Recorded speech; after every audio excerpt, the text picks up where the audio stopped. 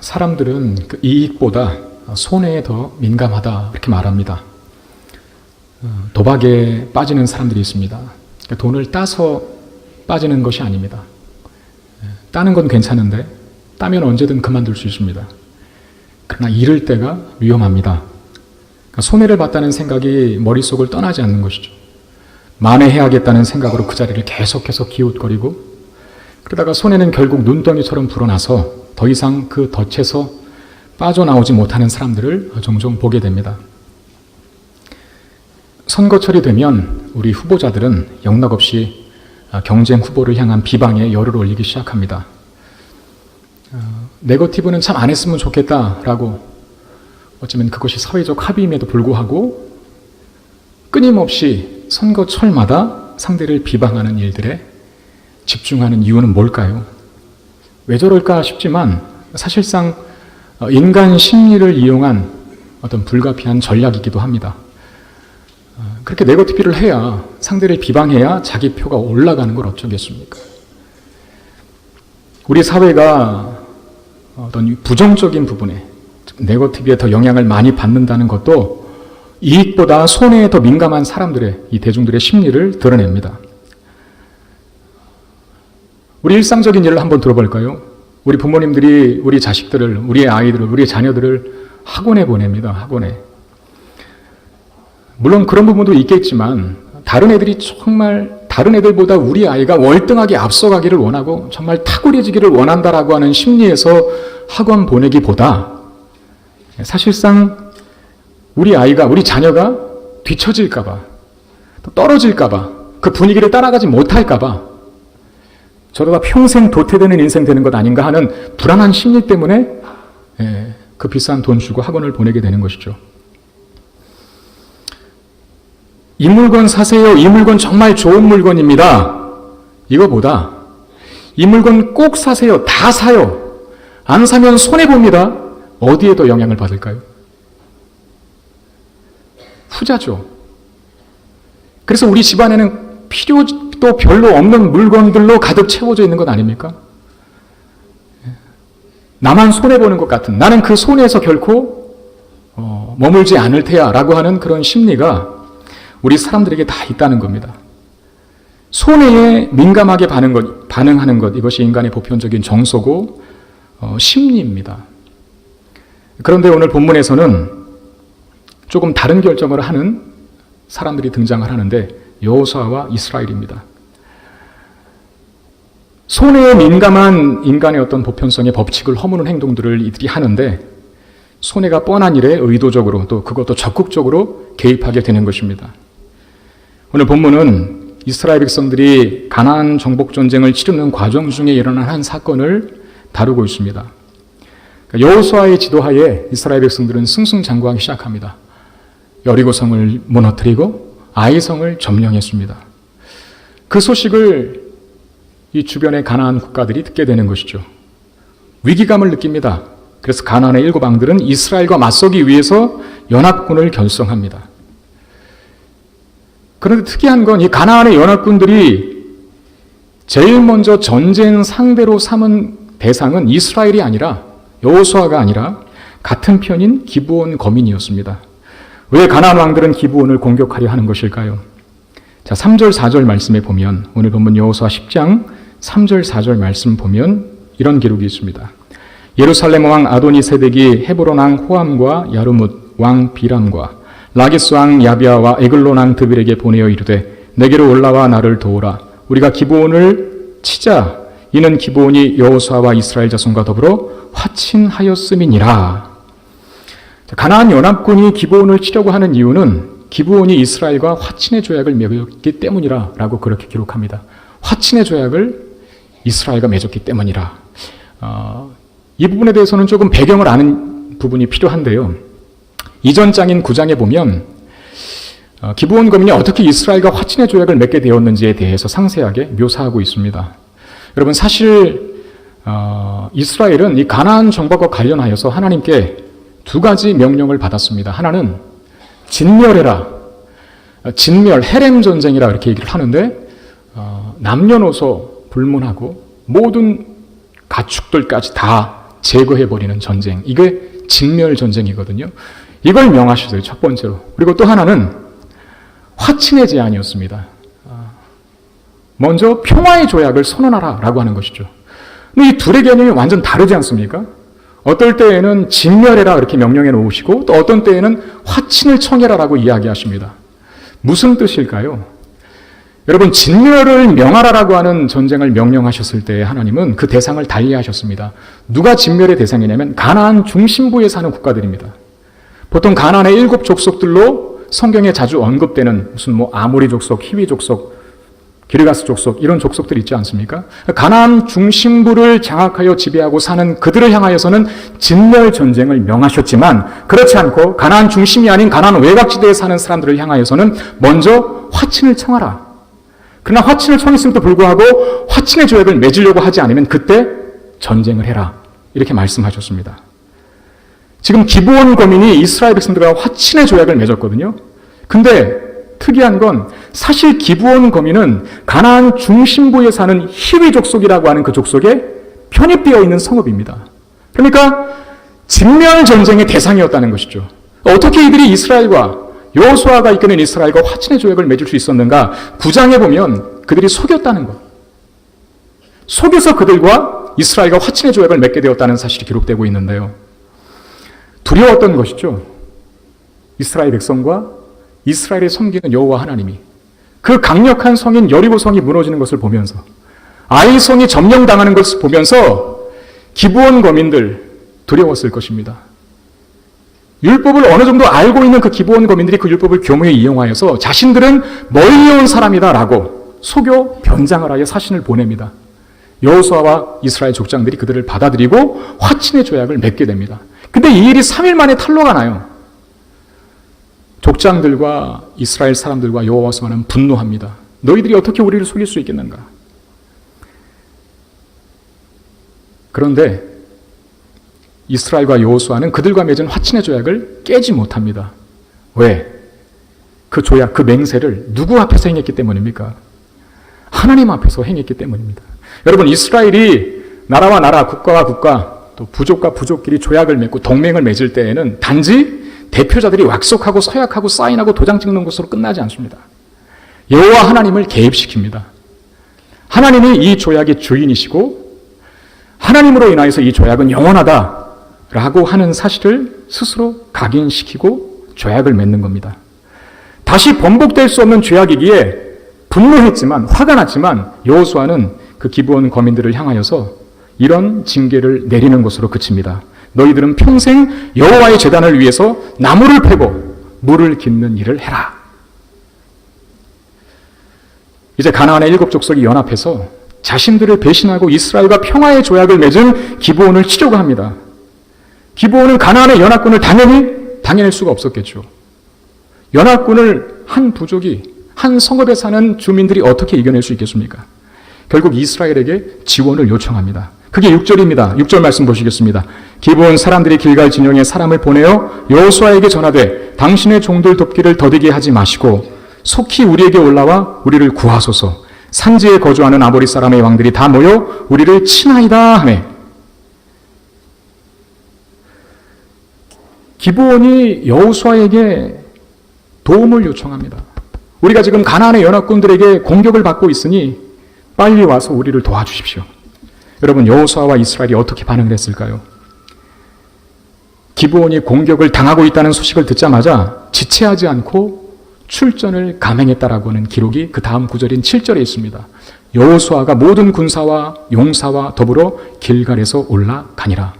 여러분, 이런 결정이 사실 이스라엘에게 있어서 쉬운 결정은 아니에요. 왜냐하면 지금 여호수아와 이스라엘이 머물고 있는 땅은 길갈이라고 하는 땅이고 기브온은 그로부터 40km나 떨어진 곳에 위치해 있습니다.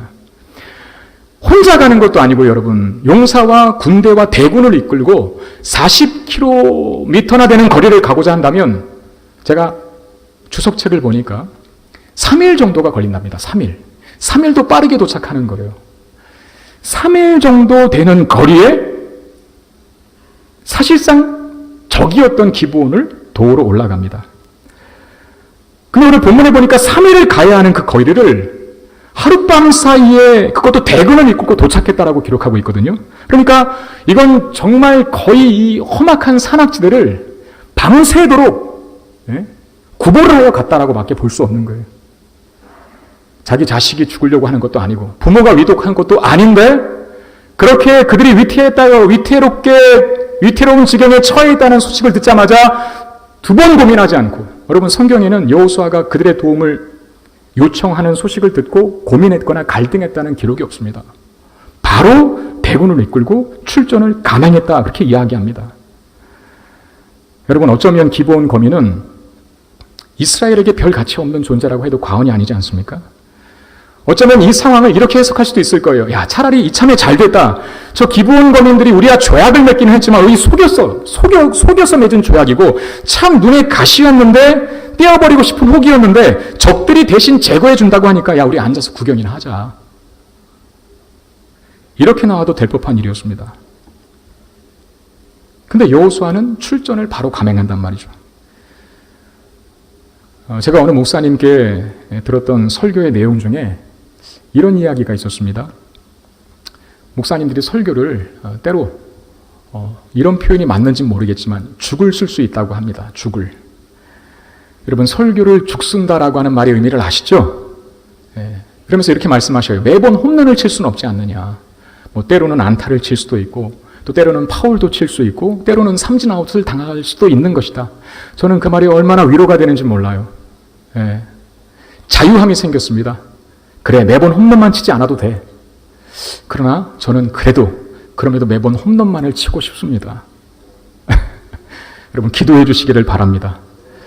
설교는 때로는 성도들에게 깊이 있는 은혜를 끼치지 못할 때가 있고, 성도가 그런 부분들은 목회자에게 대해서 인내를 해주신대요. 기다려주신대요.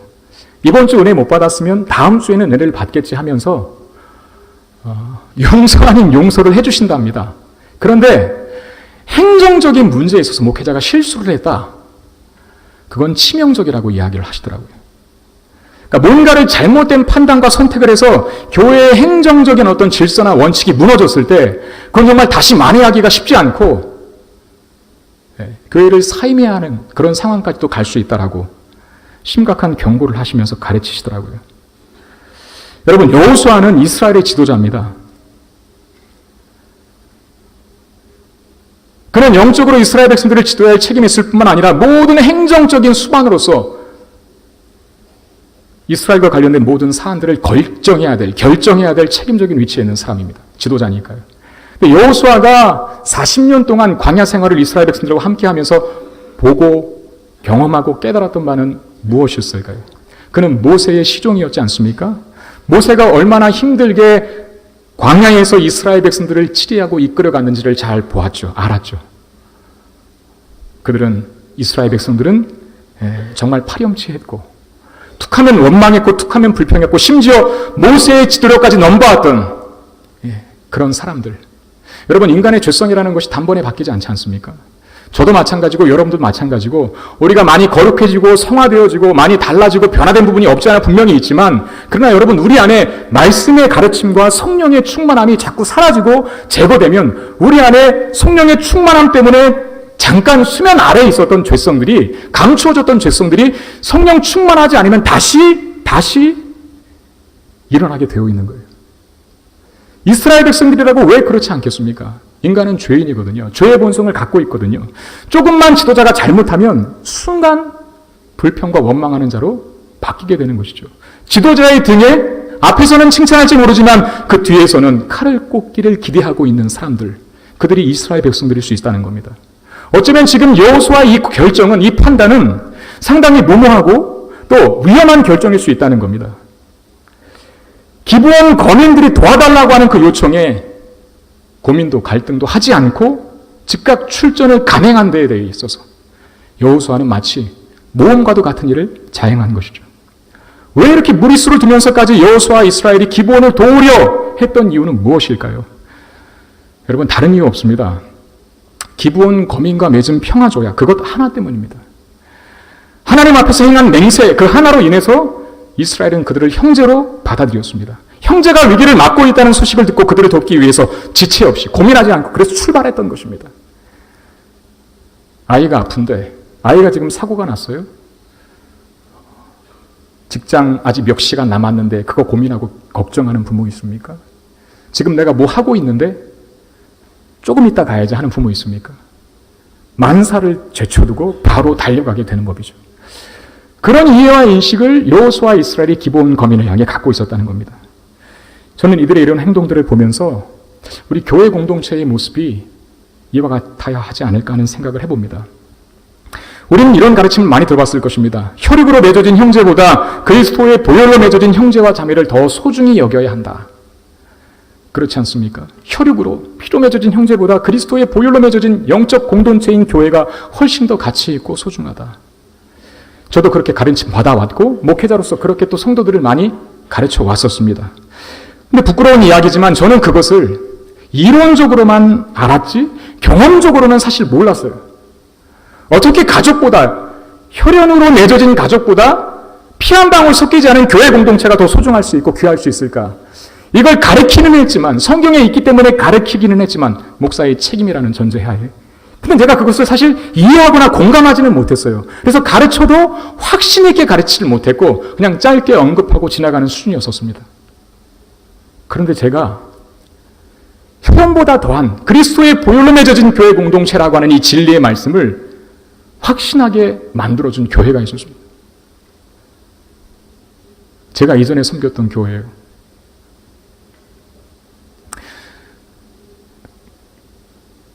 그 교회의 성도님들이 저에게 베풀어 주신 사랑을 이야기할 때 아마 오늘 하루 종일 이야기해도 다 못할 정도로 많은 사랑을 받았습니다. 정말. 한 가지만 말씀을 드리면 권사님 한 분이 계셨는데요. 제가 담임 목사도 아니고 부목사인데도 불구하고 담임 목사님을 섬기듯이 저를 섬겨주셨어요. 하여간 뭐만 만들기만 하면 갖다 주시는 거예요. 김치를 담그면 김치를 갖다 주시고, 계란이 생기면 계란을 갖다 주시고, 과일이 생기면 과일을 갖다 주시고. 제가 마지막 그 노원구를 떠나면서 김포로 이사할 때 그 이사하는 당일날까지 저를 찾아오셔서요, 담은 김치를 전달해 주시고 가셨어요. 제가 그렇게 말씀드렸어요. 권사님 참 감사합니다. 이러지 않으셔도 되는데 제가 어딜 가서 권사님 같은 분을 또 만날 수 있을까요?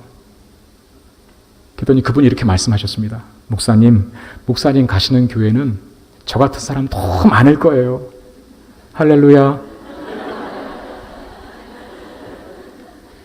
저는 기대합니다. 뭐 김치를 담가다 달라는 뜻이 아니고요. 저는 입이 짧고 먹는 걸 그렇게 즐기는 사람이 아니에요. 물론 고맙죠, 섬기니까. 그러나 그 중심은 목회자를 섬기려고 하고, 사실 그분들을 봤을 때 우리 가족이 저렇게 나한테 하진 않는데 하는 생각을 하게 되면서, 야, 그렇구나. 혈연으로 맺어진 가족 공동체보다 그리스도의 보혈로 맺어진 가족 공동체가 더 가치 있고 소중하고 진실하구나 하는 생각을 합니다. 저는 우리 성문교회 성도님들에게 이런 따뜻한 사랑을 느꼈으면 좋겠습니다. 형제보다 가족보다 더 친근하고 친밀한 정, 세상에서는 나눌 수 없고 누릴 수 없는 나눔.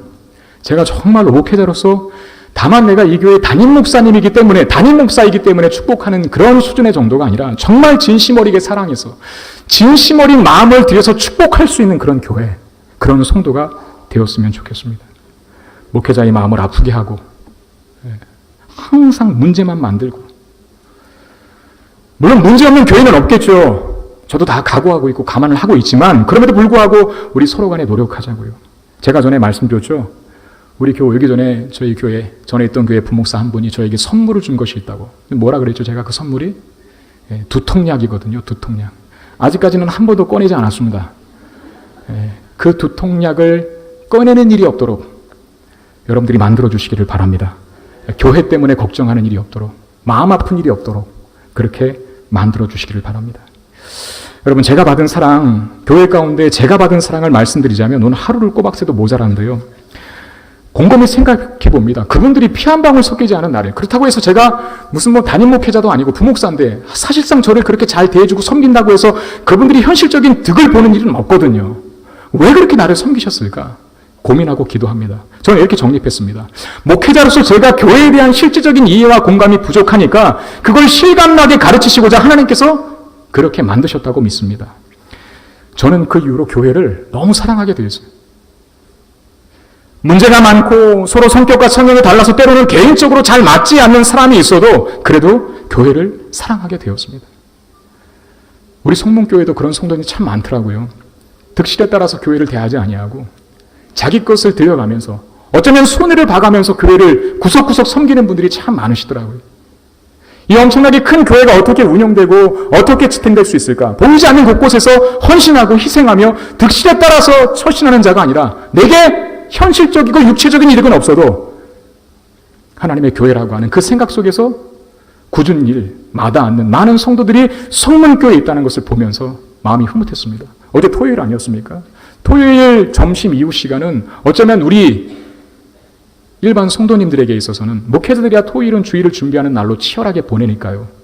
우리 성도님들에 있어서는 금요일 동안 일주일 동안 열심히 일했는데 가족과 함께 보내지 못한 그 마음과 미안함과 아쉬움 때문에 어찌하든지 가족들과 보내려고 하는 그 황금과 같은 시간으로 보내기로 다짐할 것입니다. 근데 어제 제가 보니까요. 어느 집사님 남자분 한 분이랑 그 중학교 2학년 아들이 저쪽 비전센터 그 지하 1층 화장실을 두 사람이 청소를 하고 있더라고요. 그 아들이 그렇게 생각했답니다. 아빠가 화장실 청소를 하니까 또 화장실 청소를 하자고 같이 가자 하니까 아빠가 무슨 교회에 잘못한 일이 있나 그렇게 이해를 했. 그 당연한 거죠. 왜 그렇습니까? 그 친구는 학교에서 화장실 청소하는 친구들을 보면 물론 본인이 경험했는지는 모르겠지만 한 선생님한테 맞을 짓을 하니까 때리지 못하겠고 화장실 청소 벌러 주는 것 아닙니까? 그렇게 생각을 한 거예요. 아빠가 교회 화장실 청소한다 하니까 무슨 목사님한테 밑보였나 벌 받았나 그렇게 생각하고 묻더랍니다. 그래서 제가 그랬어요. 친구야, 교회는 네가 조금 생각하는 것 반대로 생각하면 맞다.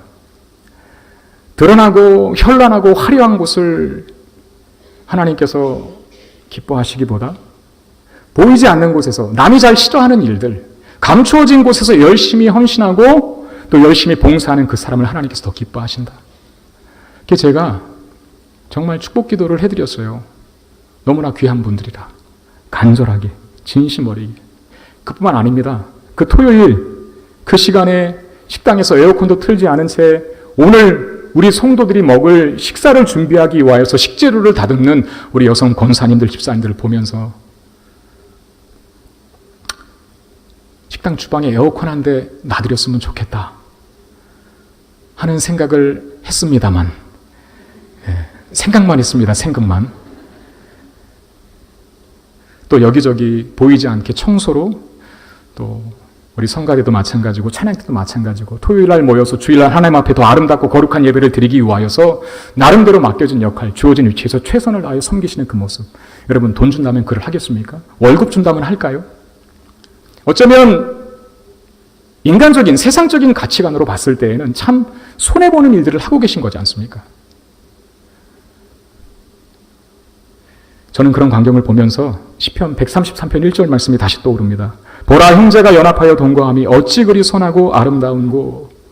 이 시인의 감격을 다시 한번 공감하게 되는 거예요. 형제가 동거함이, 연합함이 어찌 그리 선하고 아름다운가. 보라, 보라, 감탄사잖아요. 너무나 위대하고 너무나 아름답고 너무나 훌륭하니까 와서 좀 봐라는 거예요. 보라는 거예요. 그 모습들을 확인할 수 있어서 기뻤습니다. 여러분, 교회가 세상과 다른 것이 있습니다. 많은 것들이 다르지만 그 중에서도 교회는 상대를 이해관계나 계산적으로 대하지 않는다는 사실입니다. 기쁜 일이 있을 때 세상은 배 아파하죠. 내 이웃이 기쁜 일이 있으면 세상은 예수님 안에 있지 않는 사람들은 배 아파합니다. 그러나 교회는 진심으로 축하해 줍니다. 괴로운 일을 당했을 때 세상은 그것을 이용하여서 밟고 올라갈 생각을 하지만 그러나 교회는 진심으로 함께 그 이웃과 더불어 슬퍼해 줍니다. 그것이 저로 교회를 사랑하게 만들었습니다. 오늘 본문에서 여호수아와 이스라엘의 행동이 그와 같지 않습니까? 계산에 따라서 기본을 대하고 있지 않습니다. 자신에게 주어질 이득에 따라서 주판을 튕긴 후에 결정하지 않는다는 것이죠. 여러분, 교회는 계산과 합리로 이루어지는 것이 아닙니다. 내게 득이 되고 그렇지 않고에 따라서 상대를 대하는 것이 아니라는 거죠. 대가 없는 나눔이 있고 조건 없는 사랑이 있고 그로 인하여서 치유가 있고 회복이 있고 감격이 있고 생명이 있는 그것이 바로 교회입니다. 여러분, 이런 교회를 어떻게 사랑하지 않을 수 있겠습니까? 이런 교회를 위해서 어떻게 기도하지 않을 수 있겠습니까? 이런 교회의 아름다움을 지키고 가꾸기 위해서 어떻게 헌신되어지지 않을 수 있겠습니까? 바로 없긴 우리 성문교회가 우리 성도들의 교회를 사랑하는 그 마음 때문에 더욱더 아름답게 가꾸어지고 지켜지게 되기를 주의 이름으로 축원드립니다. 결국 이 전쟁을요, 하나님께서 승리하게 하시는데요, 적들의 머리 위에 우박을 쏟아부으시고 심지어는 승기를 잡은 이스라엘 백성들이 끝까지 그 승리를 유지할 수 있도록 놀랍습니다. 태양을 멈춰버리십니다.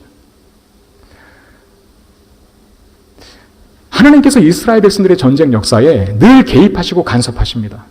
이스라엘은 전쟁에 있어서 승리를 경험했을 때 한 번도 하나님의 도우심 없이 간섭 없이 승리한 경우가 없습니다. 다 하나님이 간섭하셨기 때문에, 개입하셨기 때문에 승리를 얻었습니다. 그러나 그 어떤 전쟁보다도, 그 어떤 순간과 그 누구 어떤 상대와의 전쟁보다도 오늘 이 본문에서의 전쟁, 이것처럼 하나님께서 확실하게 지지 의사를 밝힌 전쟁은 없어요.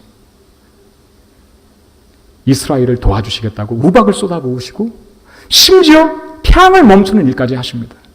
무엇을 뜻합니까? 너희들의 결정을 내가 기뻐한다. 너희들의 선택과 판단을 내가 지지한다.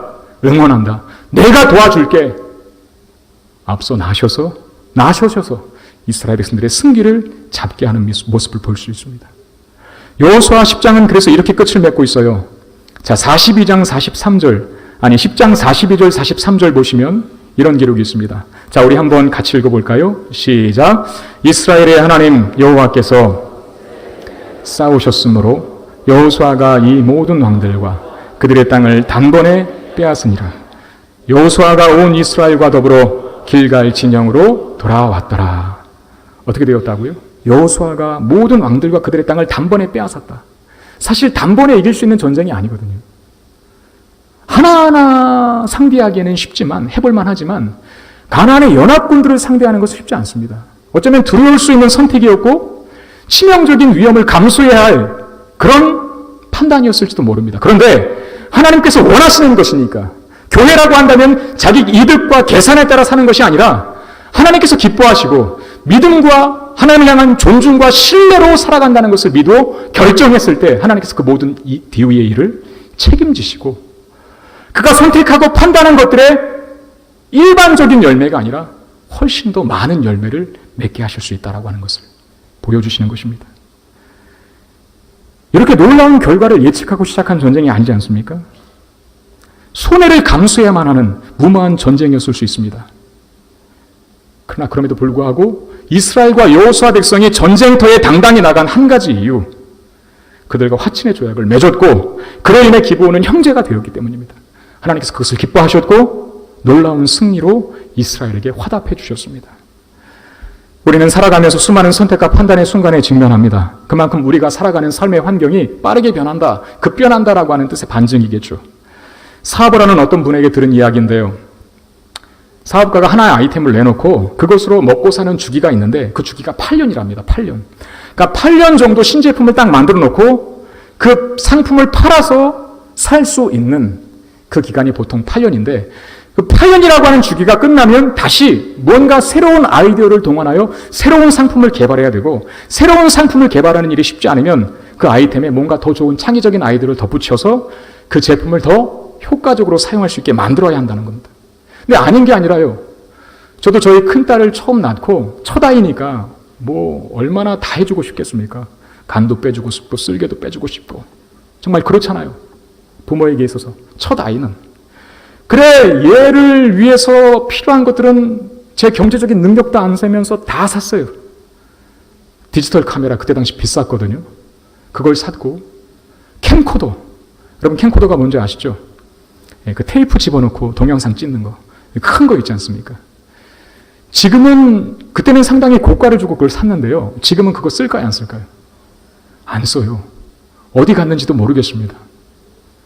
이 스마트폰 하나로 모든 게 다 되지 않습니까? 내비게이션만 해도 그래요.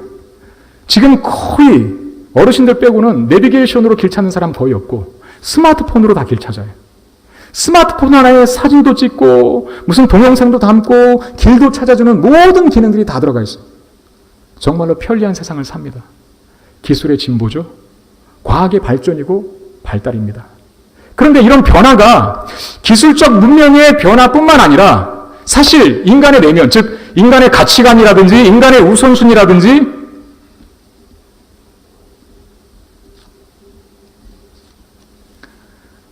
인간의 삶의 소신과 주관과 철학, 여기까지도 영향을 미치게 됩니다. 우리 전통적인 사고방식 속에서 결혼이라고 하는 건 해야 되는 일 아닙니까? 여러분, 요새 젊은 분들은 결혼을 어떻게 이해하고 계신지 아세요? 한 연구원에서 발표한, 최근에요, 지난주일 겁니다, 발표한 자료에 근거하면 20대부터 40대 여성 절반이 결혼을 하지 않아도 된다라고 생각한답니다. 나이가 어린 청소년들도 예외는 아닙니다. 우리나라 청소년 절반이 결혼은 해도 좋고 안 해도 좋다, 이렇게 어린 나이임에도 불구하고 그렇게 생각하고 있답니다. 물론 젊은이들이 살기 참 힘들고 집장만, 차장만 하기 힘든 시대를 살다 보니까 결혼 자체를 포기해서 나타난 결과일 수도 있겠지만, 아무튼 전통적인 결혼관과는 많이 달라요. 요새 젊은 사람들이 가진 생각이. 그뿐 아닙니다. 여러분, 남성과 여성의 역할도 너무나 자주 바뀌고 있다는 것을 확인하십니까? 전에는 남자가 부엌에 들어가면 어떻게 됩니까? 남자는 부엌에 들어가면 안 돼요. 그럼 한번 옆에 있는 남성에게 한번 여쭤보십시오. 부엌에 들어가시나 안 들어가시나? 네, 다 들어가실걸요? 저는 들어갈까요, 안 들어갈까요? 여러분들의 판단에 맡기겠습니다. 요새는요, 신랑감 1순위 후보, 그 자격 조건 중에 하나가 요리 잘하는 남자. 요리 잘하는 남자. 저는 제가 일찍 결혼한 것이 얼마나 다행인지 모릅니다. 저는 요리 잘 못하거든요. 관심도 없고 취미도 없습니다. 제가 오로지 할 수 있는 요리 하나는 라면 끓여 먹는 것밖에 없습니다. 요새는 그렇게 바뀌어요, 여성과 남성의 역할이. 제가 전에 살던 있던 집에 옆집, 바로 옆집에 살던 저랑 연배가 비슷한 남성이 한 분 계셨는데요. 아내가 있었고 저랑 또래가 비슷한 두 자녀가 있었어요. 엘리베이터에 서로 만나서 통성명을 하고 인사를 할 때 그분은 저에게 당당하게 자신을 이렇게 밝히셨습니다. 저는 전업주부입니다. 이렇게요. 그런 사실에 대해서 옛날에는 숨기고 감추었는데 지금은 아무렇지도 않게, 물론 용기를 가지고 그렇게 말씀하시는지 모르겠지만 지금은 떳떳하게 자기의 남편이 전업주부라고 하는 사실을 당당하게 밝힐 수 있는 시대가 되었다는 거죠. 그러니까 우리 주변의 환경뿐만 아니라 인간의 내면과 가치관과 어떤 삶의 우선순위와 이런 것들도 점점 세대가 바뀌고 시간이 흐르면서 점점 변화된다라고 하는 사실을 우리는 몸소 체감하고 실감할 수 있습니다. 근데 여러분, 기억해야 할 것은 사실상 그런 변화의 시대에 그 변화의 가치를 결정하고 주도하는 주체는 외부에 있는 것이 아닙니다. 그냥 환경이 바뀌니까 나도 바뀌는 게 아니라 사실 그 모든 변화의 가치를 결정하는 주된 근거는 인간입니다. 사람이요. 무엇에 따라서 가치 기준을 사람이 바꾸는가? 내게 득이 되는가, 실이 되는가? 이것에 따라서 자꾸 바꾸죠. 나에게 이롭고 나에게 득을 가져다 주면 그걸 선택합니다. 반대로 내가 과거에 그것이 나에게 득이 되고 유익이 돼서 선택했다 할지라도 지금 이 시점에서 나에게 별로 유익이 되지 않으면 과감하게 내버릴 수 있는 것. 사실상 환경이 변한다고 이야기하지만 우리가 바뀌는 것이죠. 인간의 가치 기준, 그 변하지 않는 자기 자아의 판단과 기준에 따라서 환경을 바꾸어가는 그것 때문에 이 시대는 계속 바뀌게 될 것이고, 사실 우리 기독교 신앙인에게 있어서 그런 변화들은 때로 치명적일 수 있다는데 경계해야 할 이유가 있습니다. 여러분, 예루살렘 왕 아도니세덱이라고 하는 왕이 주도한 이 전쟁에서, 가나안 연합군의 전쟁에서 그 모습 볼 수 있지 않습니까? 그들이 쳐들어갔던 기브온은 사실상 동지였습니다. 히위족 속에 속한 사람들로 동지였고 이웃이었습니다. 그러나 가나안 연합군들은 그 기브온 땅을 치는 데에 조금 더 망설임이 없습니다. 물론 너희들 왜 우리를 배반했어? 어떤 배신감 때문에 오는 분노에서 전쟁을 일으켰을 수도 있겠지만, 그러나 가나안의 연합군이, 가나안의 모든 왕들이 한꺼번에 바로 이 일에 동조하기는 쉽지 않아요. 그럼 무엇 때문에 기브온 거민을, 어제 동지였던 그리고 이웃이었던 기브온 거민을 치도록 만든 결정적 이유가 됐겠습니까? 바로 자신들에게 주어질 이득 때문이었죠. 계산을 해보니까 치는 게 낫거든요. 따져보니까 어제 우리 이웃이었다 하더라도 지금 우리에게는 사실상 도움이 안 되는 족속들이니까 우리가 저들을 쳤을 때 보는 유익이 훨씬 더 크다라고 하는 판단 때문에 이웃이었던 기브온을 순식간에 공격하는 것입니다. 이게 바로 세상의 모습이라는 것이죠. 달면 삼키고 쓰면 뱉는 세상의 모습이라는 겁니다. 그러나 이스라엘은 다르게 행동합니다. 이해관계나 손익관계 이걸 계산하고 기브온을 도우러 간 것이 아니죠. 우리가 계속해서 확인합니다만 기브온을 돕기에 출전한 이스라엘은 어쩌면 손해가 될 일을 하고 있는 것이죠.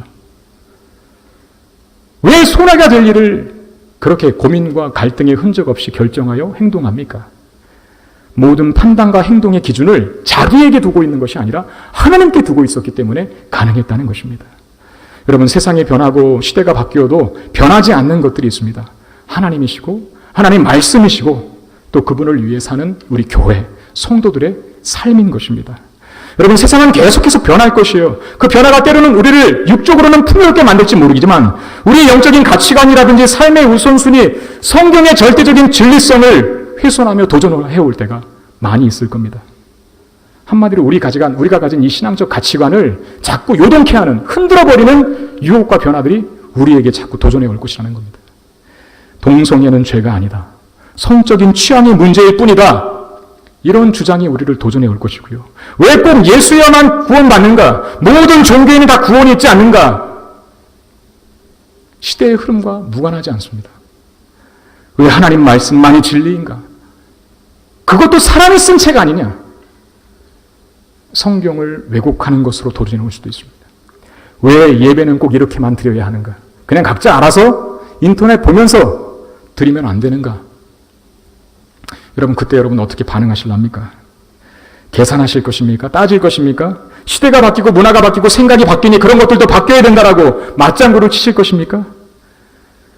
기억하십시오, 여러분. 다 변해도 변치 말아야 할 가치들이 있는 것입니다. 세월이 지나고 시대가 달라져도 사람들의 어떤 합의와 토론에 의해서 바뀌어질 것들이 있지만, 그러나 사람들의 논쟁과 토론에 의해서 결정되지 아니하고 하나님의 권위를 인정하여 두말 없이 따라야 할 가치들이 있는 거예요. 그게 뭡니까? 하나님이시죠. 그리고 하나님 말씀이십니다.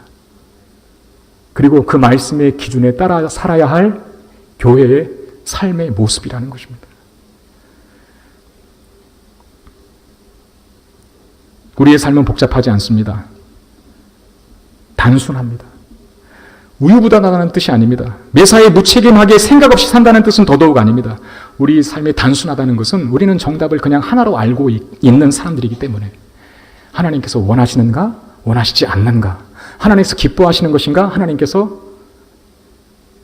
슬퍼하시는 것인가? 싫어하시는 것인가? 우리는 이걸 분명하게 알기 때문에 우리의 삶이 결코 복잡해지지 않습니다.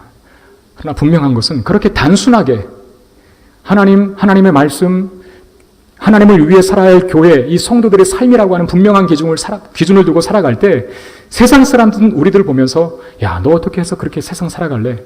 그렇게 살다가 너 다 당해. 다 너 이용해 먹을 거야. 너 인생 그렇게 살다가 망해? 라고 비아냥거리고 우려하는 목소리로 우리를 유혹할 것이지만 하나님은 그렇게 사는 사람들, 당신의 백성들의 삶을 책임지시되 끝까지 책임지신다는 사실 믿으시기를 바랍니다. 여러분, 여호수아와 이스라엘 백성들이 멸망했습니까? 기브온 도로 간 그 가나안의 부족 연합군들과 밤새도록 구보에 달려가 힘도 다 빠졌는데 전쟁을 치렀단 말이죠.